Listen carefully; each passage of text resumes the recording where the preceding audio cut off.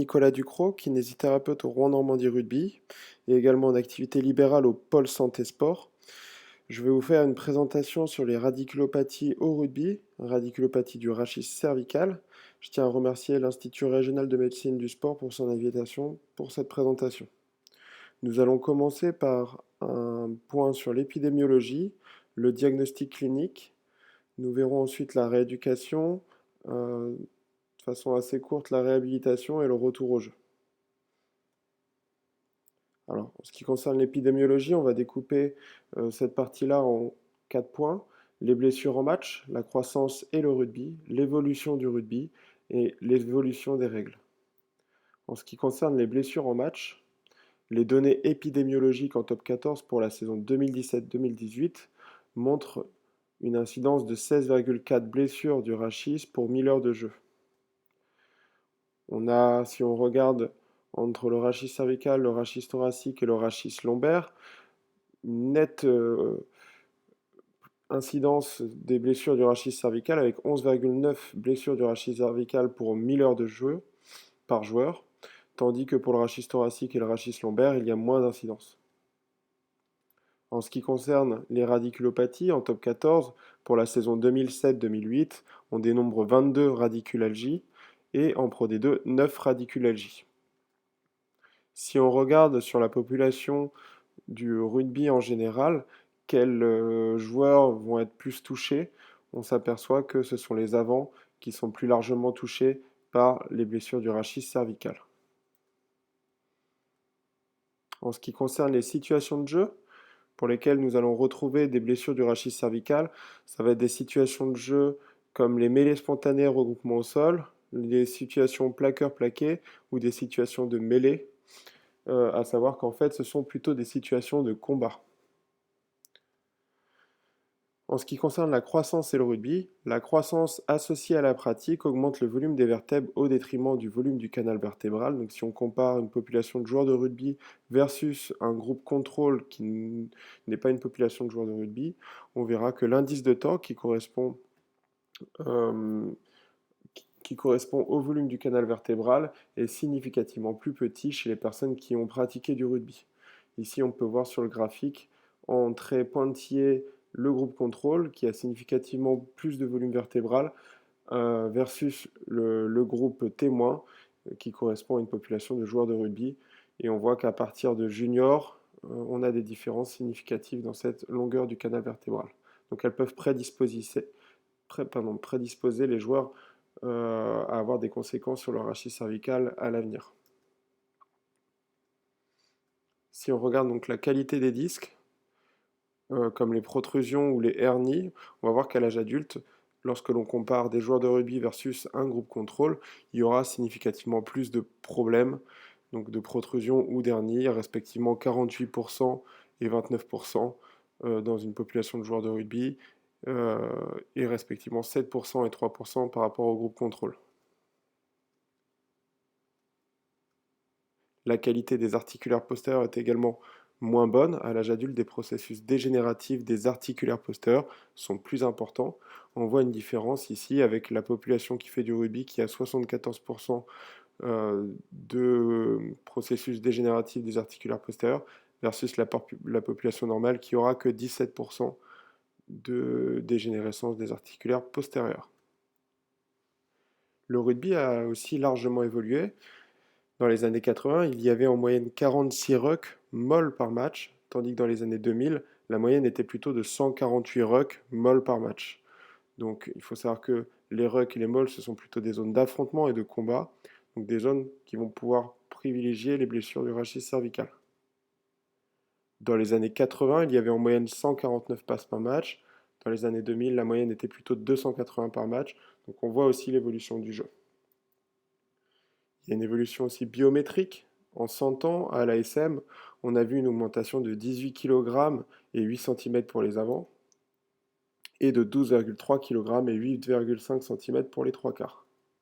Donc là, évidemment, si on compare Philippe Sella en 1994 à poste égal avec Mathieu Bastaro en 2014, on voit que Philippe Sella faisait 84 kg et Mathieu Bastaro en fait 120 kg. Donc on n'a pas du tout les mêmes gabarits.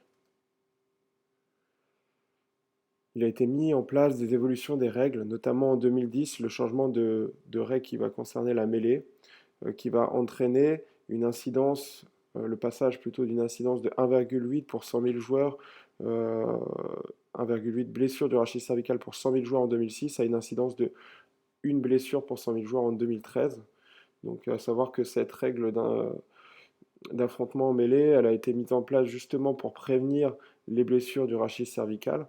On voit ici, si on regarde le schéma, qu'à partir de 2010, il y a une nette diminution de ces blessures du rachis cervical chez les avants, mais on voit aussi l'apparition de blessures chez les arrières qui étaient jusqu'alors épargnées par des blessures du rachis cervical.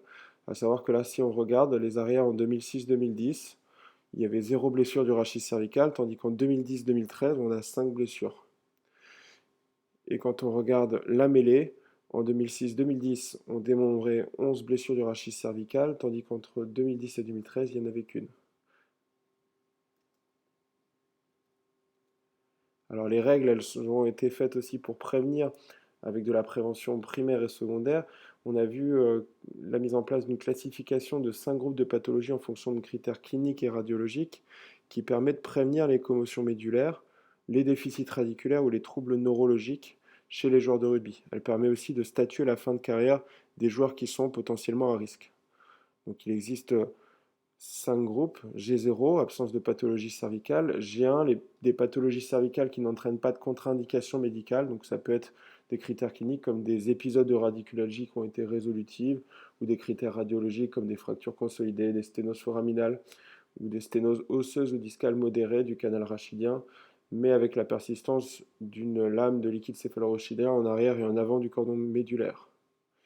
Les G1+ vont entraîner des contre-indications relatives en fonction du niveau de jeu des joueurs. À savoir que dans cette situation-là, on voit au niveau radiologique soit la fusion chirurgicale à un niveau entre C2 et T1, mais avec une persistance de liquide céphalorachidien en arrière ou en avant du cordon médulaire, ou alors il peut y avoir des dissectomies à un niveau entre C2 et T1, avec persistance de liquide céphalorachidien en arrière ou en avant du cordon médulaire. Ce qui est important ici de notifier, c'est toujours la présence du liquide céphalorachidien qui va protéger des commotions médulaires. Ensuite, le groupe G2 qui entraîne encore une fois des contre-indications relatives et absolues en fonction du niveau d'évolution du joueur, dans lequel évolue le joueur. Et on voit que pour le groupe G2, en fait, on aura toujours la persistance en arrière ou en avant du cordon médulaire du liquide céphalorachidien. Bon, on aura des sténoses osseuses ou discales franches, ou alors des blocs congénitales qui vont être faits à deux niveaux, entre C1 ou T1, ou alors des blocs chirurgicaux.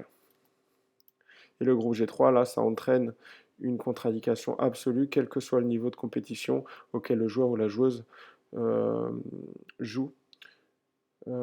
Et dans les critères cliniques, on a un déficit moteur, radiculaire ou médulaire invalidant, 3 épisodes ou plus de commotion médulaire ou un syndrome tétrapyramidal. Dans les critères radiologiques, on aura une instabilité vertébrale, traumatique ou congénitale, une sténose sévère du canal rachidien sans persistance de liquide céphalorachidien en arrière ou en avant du cordon, un bloc congénital ou une fusion chirurgicale de 3 niveaux ou plus, un hypersignal intramédulaire, une cavité syringomyélique ou alors une malformation de type Chiari 2 ou 3.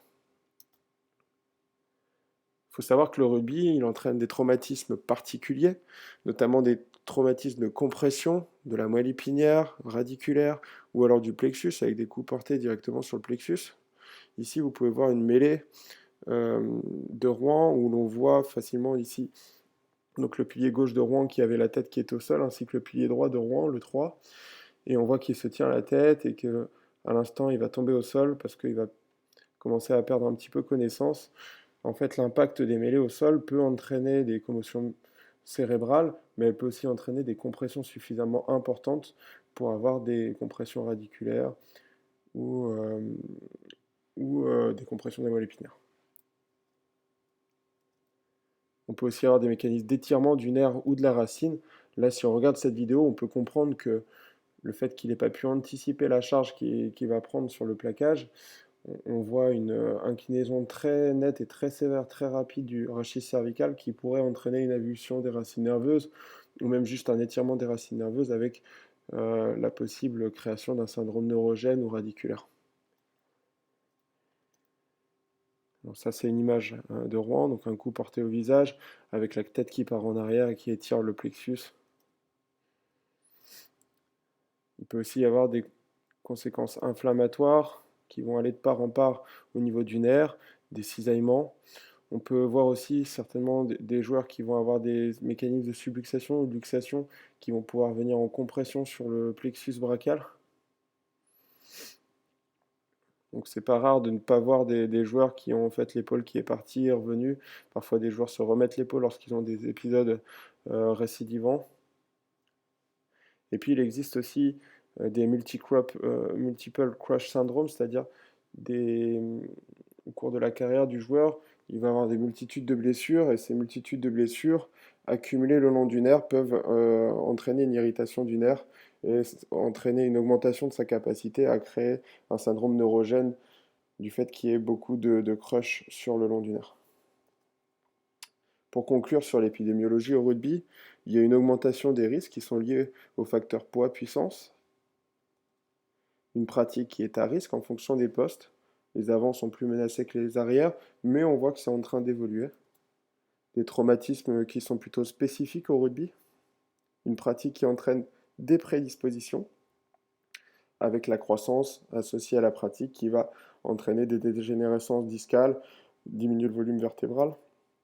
On a ensuite des outils de prévention primaire et secondaire qui sont là pour encadrer la discipline et éventuellement mettre à l'arrêt les joueurs lorsqu'ils prennent des risques trop importants pour leur santé. En ce qui concerne le diagnostic clinique, nous allons voir dans un premier lieu l'élimination des red flags. Il faut savoir qu'un kinésithérapeute, lorsqu'il intervient sur une équipe de rugby, il est encadré d'un corps médical, mais ça peut lui arriver, dans le cadre de sa prise en soin, d'intervenir sans avoir eu le diagnostic médical qui a été posé. Donc il existe un arbre décisionnel pour éliminer toute blessure grave du rachis cervical qui s'appelle le C-Spines Canadian Rules. On va voir juste après. Ensuite, dans un second temps, on va essayer d'incriminer une radiculopathie. Donc, rechercher à incriminer la radiculopathie par le cluster de Weyners, qui est une batterie de tests qui permet d'incriminer les radiculopathies du rachis cervical, mais aussi classifier la radiculopathie, c'est-à-dire rechercher des troubles neurologiques, éventuellement voir si une centralisation, une périphérisation des symptômes est possible avec des mouvements cervicaux, et on va voir la modélisation l'arbre décisionnel, la modélisation des radiculopathies et de leur classification. Ensuite, on a le diagnostic différentiel d'un syndrome neurogène qui peut causer un tableau clinique d'une radiculopathie, d'un syndrome myogène qui peut lui aussi causer le tableau clinique d'une radiculopathie, et ensuite tout ce qui va être douleur référée des zygapophysaires. Alors, le C-Spines Canadian Rules, il a un ratio de vraisemblance négatif qui est situé entre 0,01 et 0,24. Donc c'est un bon test. C'est-à-dire que si le test est négatif, la probabilité que le joueur ait une lésion grave est très faible. Ça correspond grosso modo à l'Ottawa du rachis cervical. Le cluster de Weyners, il permet d'incriminer une radiculopathie du rachis cervical. On voit ici le Sperling test A, premier test de la batterie de test, qui est une inclinaison, rotation homolatérale, extension et compression axiale. Ensuite, on voit ici le Upper Limb Neurodynamic Test 1, qui est un test de mise en tension du nerf médian et du plexus brachial. Ensuite, ici, la traction, qui est un test positif lorsqu'il soulage les symptômes de consultation du patient. Et ensuite, la rotation homolatérale, à savoir que si elle est inférieure à 60 degrés, on considère que le test est positif. Donc, au niveau statistique, le cluster de Weyners, il a, lorsque les 4 tests sont positifs, un ratio de vraisemblance positif de 30, donc c'est très très fort. Et lorsque 3 tests sont positifs, il a un ratio de vraisemblance positif de 6,1. Donc ça reste un bon test, même lorsque 3 tests seulement sont positifs. Si on va un peu plus loin dans l'analyse statistique de ce test, la probabilité du signe préliminaire dans une population générale est de 20% selon l'étude de Weyners, à savoir qu'on peut facilement imaginer que la probabilité dans une étude de joueurs dans une population de joueurs de rugby, elle sera plus importante que 20%. Si 4 tests sont positifs, lorsqu'on regarde euh, le normogramme de Fagran, on peut voir que lorsqu'on additionne la probabilité du signe préliminaire de la population générale au ratio de vraisemblance positif de Wainers, on a une probabilité finale de 90%. Et lorsque 3 tests sont positifs, on a une probabilité finale que le joueur ait la pathologie de 75%. Donc c'est un excellent test pour incriminer une radiculopathie cervicale. Donc ensuite, on essaie de classifier la radiculopathie. On recherche des troubles neurologiques. Donc on va chercher à faire le pinprick test, donc le test du pic, ou le light touch test, le test du toucher léger dans les dermatomes de C6, C7 et C8. Ensuite, on va essayer de faire un break test, c'est-à-dire qu'on va essayer de venir faire céder le muscle euh, dans les muscles clés de C5, C6 et C7. Et ensuite, on ira faire tout simplement les réflexes brachioradial, biceps brachial et triceps brachial pour essayer de voir s'il peut y avoir une perte du réflexe ostéotendineux. On peut aller plus loin avec le signe du motoneurone supérieur dans le cas d'une suspicion d'une compression de la moelle par exemple, avec le test de Hoffman qui est une chic node appliquée au deuxième phalange. On peut rechercher, toujours dans la classification, s'il y a un comportement discogène à la radiculopathie, à savoir que des mouvements répétés en fin d'amplitude peuvent entraîner des centralisations ou des périphérisations des symptômes. Donc on va rechercher ça avec 10 mouvements par exemple de flexion, 10 mouvements d'extension, d'inclinaison ou de rotation, et on essaye de catégoriser un petit peu le fonctionnement discogène de la douleur. Est-ce qu'il y a un fonctionnement discogène à cette douleur? Donc si on modélise le raisonnement clinique ici, bon, il y a un premier point, c'est que si votre C-spine est positif, on vous demande un avis médical urgent. Si le C-spine est négatif et que le cluster de Wainers est négatif, ça suppose qu'il n'y a pas de radiculopathie et que donc on va être amené à devoir faire un diagnostic différentiel pour essayer de comprendre les douleurs du patient. Si le Wainers est positif, il y a 3 cas de figure. Un cas où il n'y a pas de trouble neurologique, un cas où il y a des troubles neurologiques mais sur une racine, et ensuite un troisième cas où il y a des troubles neurologiques sur plus d'une racine, ou alors un Hoffman qui serait positif, et dans ce cas-là, on demandera aussi un avis médical urgent. Dans le cas où il y a une radiculopathie qui a été décelée par le cluster de Wainers et qui n'a pas de trouble neurologique, il se peut qu'il y ait une centralisation des symptômes ou qu'il n'y ait pas de centralisation des symptômes. Donc là, le cas ici, c'est qu'il n'y a pas de centralisation des symptômes, donc on considère que c'est une radiculopathie qui est simple. Dans le cas où il y a une centralisation des symptômes, on peut considérer que c'est une radiculopathie simple, supposée discogène. Pour le cas d'une radiculopathie décelée par le Wainers positif avec des troubles neurologiques sur une racine, on essaiera, nous, dans le cadre de notre pratique, d'avoir un avis médical parce qu'on a les médecins qui sont là autour de nous et qui pourront être amenés à vouloir faire des investigations par des imageries ou par des examens comme des ENMG. Mais ça peut nous permettre tout de même de poursuivre le bilan pour voir s'il y a une centralisation. Dans le cas où c'est négatif, on aura une radiculopathie avec des troubles de la conduction qui sera non discogène. Et dans le cas où la centralisation sera positive, on aura une radiculopathie avec des troubles de la conduction qui est supposée discogène.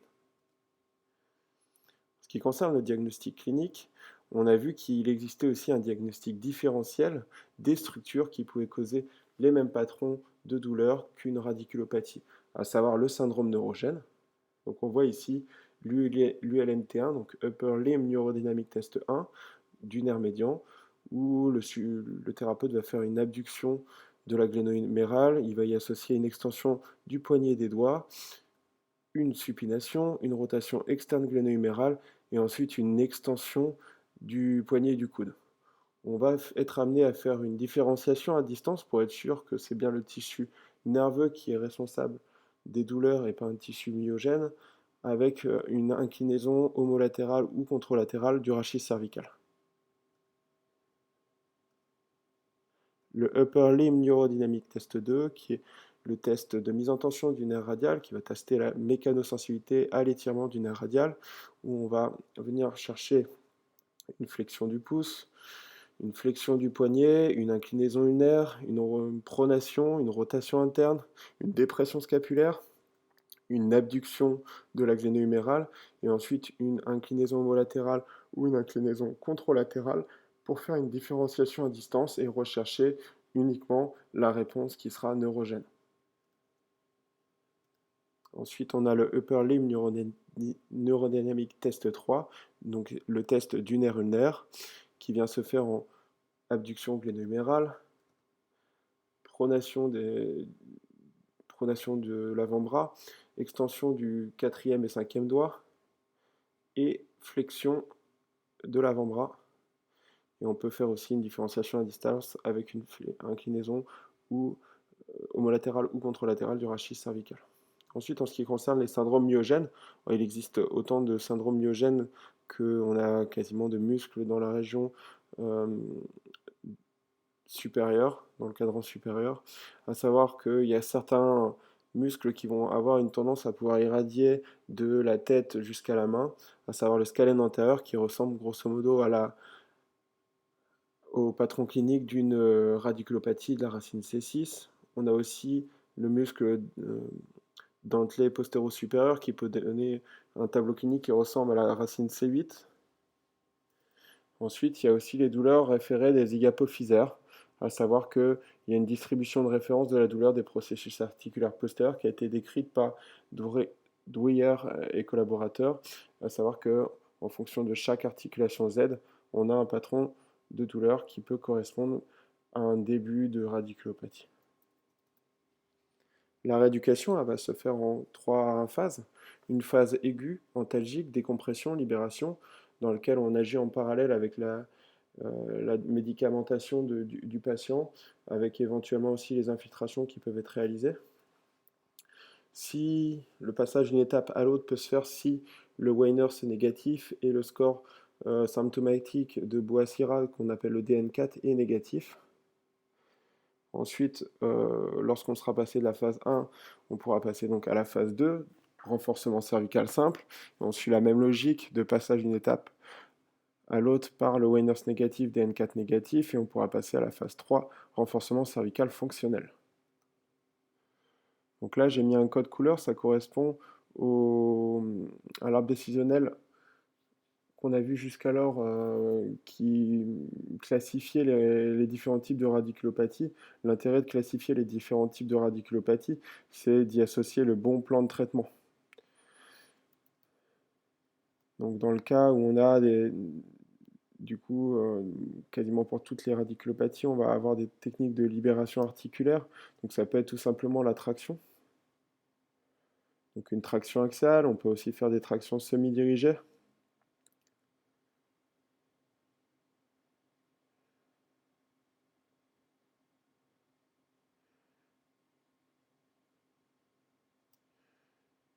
On a aussi des mobilisations qui peuvent se faire selon la méthode de Maitland en mouvement supéro-antérolatéral qui correspondent à des mouvements qui vont être des mouvements d'ouverture facétaire.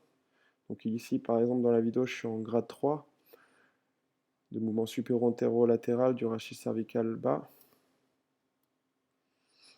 Ensuite, il y a tout ce qui est snag, donc c'est des automouvements qu'on va associer à un mouvement physiologique actif, un mouvement accessoire passif.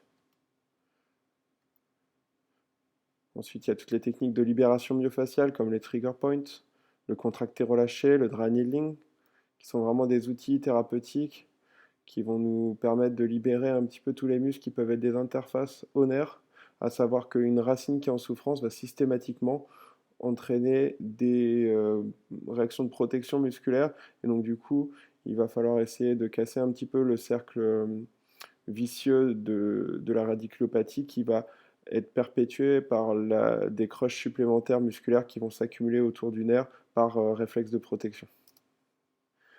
Ensuite, il y a tout ce qui est technique de migration discale, donc qui seront plutôt intéressantes dans le cas où on suppose que les radiculopathies ont une cause discogène, à savoir que tout ce qui va être mouvement répété en fin d'amplitude qui centralise, ils vont être favorisés dans les auto-mouvements. Et ensuite, on peut travailler aussi sur des rétractions cervicales. Là, il y a une étude, par exemple, de Abdul Wahab qui était publiée au JOSPT en 2000, qui montre que les rétractions cervicales entraînent une décompression des racines dorsales. Donc, ensuite, il existe aussi des techniques de mobilisation neurodynamique qui vont avoir pour viser la remise en mouvement, la remise en glissement du nerf. Donc, il existe tout ce qui est slider. Donc, on voit ici que on va mettre en tension le centre, puis ensuite la périphérie, puis ensuite le centre. L'idée ici, c'est de faire une sorte de va-et-vient avec le tissu nerveux. Il existe aussi la technique de tensioner. Donc, ces deux techniques, elles ne sont pas forcément utilisées dans les mêmes cadres de plan de traitement. On peut associer par exemple un slider ou un tensioner à une traction de la tête pour libérer les racines pendant le mouvement. Donc la deuxième partie, on a parlé de renforcement cervical simple.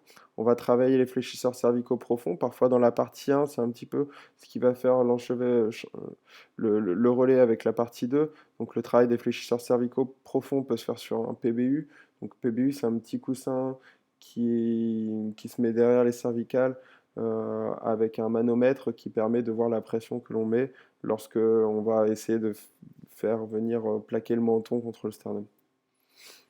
Ensuite, on peut faire tout ce qui est proprioception fine. Donc l'avantage de la technique de proprioception fine ici, Smart Rehab, qui se fait avec un laser, c'est qu'on voit un petit peu les zones d'accroche, les zones qui sont encore douloureuses, les secteurs qui sont encore douloureux. Et puis en fait, on va essayer d'aborder ces secteurs-là progressivement, de plus en plus. Et puis on va voir aussi l'évolution de la douleur dans ce secteur-là au cours des séances. Le renforcement isométrique simple avec des élastiques. Le renforcement concentrique, qui peut se faire dans toutes les directions.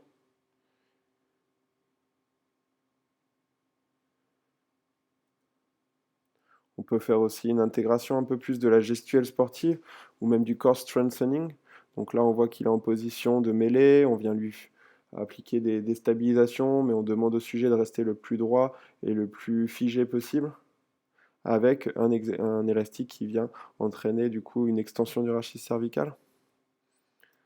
Là, on voit aussi donc, le sujet qui doit décoller le talon d'un côté pour perturber un peu son équilibre, qui doit maintenir sa tête et son menton, donc son menton vraiment bas, situé vers le sternum, et la tête toujours en contact en appuyant dans le ballon. Et puis on lui demande de venir appuyer sur les lumières. Donc là, c'était des lumières bleues ou rouges. En fonction de la lumière qui s'allumait, il devait soit l'éteindre avec le bras droit ou le bras gauche.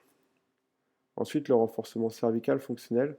Donc, on a un travail compressif graduel, c'est-à-dire qu'on va remettre en compression le rachis cervical avec par exemple un ballon de Klein. Là, on refait une intégration gestuelle avec une position de mêlée, avec des déstabilisations. On est plutôt dans du core strengthening. Le sujet doit bouger le moins possible. On est vraiment dans une stabilisation par la force ici. On peut intégrer aussi des mouvements qui viennent des membres supérieurs pendant la compression et le renforcement en core strengthening du patient.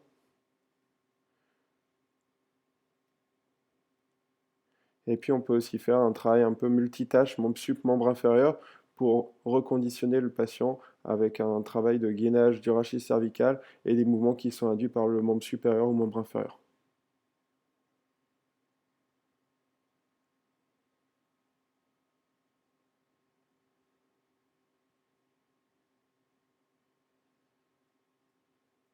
Donc en ce qui concerne la réhabilitation, le kiné il est amené à collaborer avec les préparateurs physiques. C'est vraiment un travail d'ensemble.